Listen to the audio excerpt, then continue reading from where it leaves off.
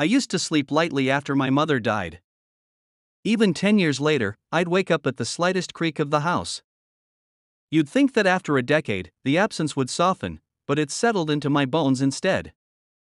Life moved on, but I still found myself checking my phone some mornings, half expecting a message from her. And then, one night, my son said something that made me feel like I'd been punched in the chest. It was around 8:30 p.m., right after his bath. I was tucking him into bed when he whispered it quiet, like he didn't want to upset me. "Mom," he said, "I saw someone in the hallway last night." I smiled, brushing his damp hair back. "You probably just imagined it, honey. Maybe it was a shadow." "No." His voice sharpened. "She was standing there." My stomach tightened. "Who was standing there?" He hesitated. His small hand tightened around my wrist. "An old lady." She smiled at me. I forced a laugh, trying to shake off the sudden chill in the room. "That's just your imagination." He didn't smile back. "She said her name was Margaret." My breath hitched. My mother's name.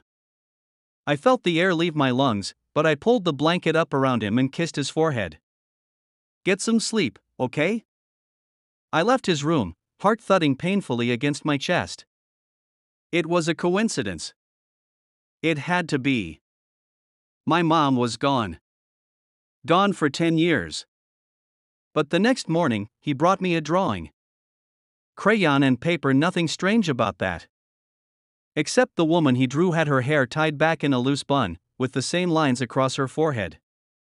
The same tired but kind eyes. It was my mother's face. I stared at it for too long. "Where did you see her again?" "In the hallway." He was focused on the drawing, coloring in the background with big, looping strokes. "She wants to talk to you." I gripped the edge of the table. My mouth was dry. "What?" "What did she say?" "She said you're not listening." That night, I couldn't sleep. I lay in bed, wide-eyed, staring at the ceiling. Every creak of the house made my heart hammer in my ears. I kept telling myself it was impossible. My mother was gone. I had buried her. I had cried over her grave. Sometime after midnight, I heard my son talking. I sat up, listening. His voice was soft, murmuring through the walls. I forced myself out of bed and walked toward his room. The hallway felt darker than usual, like the shadows were thicker somehow. I stood outside his door, heart racing. And then I heard her. "Emma." My mother's voice. Soft, familiar. I froze. My whole body went cold. "Emma, talk to me." I pushed the door open. My son was sitting up in bed, eyes wide, staring at the corner of the room. His mouth was moving, but it wasn't his voice that came out.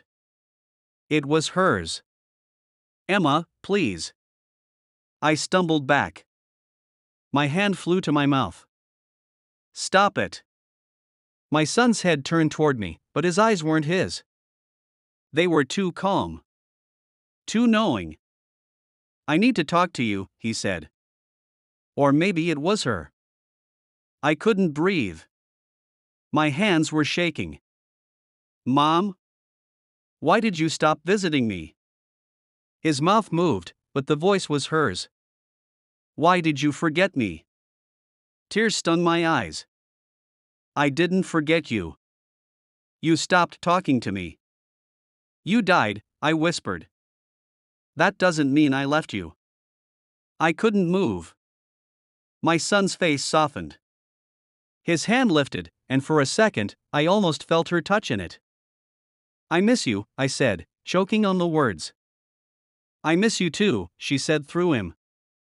My legs gave out, and I sank to the floor.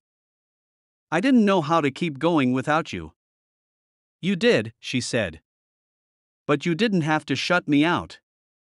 I squeezed my eyes shut. My hands were trembling. "I didn't mean to."